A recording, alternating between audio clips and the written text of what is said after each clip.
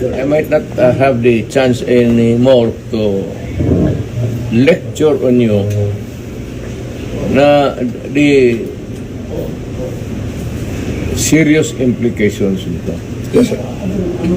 We have withdrawn and then you allow me to be brought to a body of which we are no longer a member.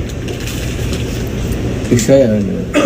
Kaya sabihin mo din sa prosecutor, sabi ni Mayor, kindly ponder on this directly. Bak, sir. Alam mo man, nabasa mo siguro, withdraw na tayo. So, bakit mo ako dalhin doon sa international body na hindi tayo membro?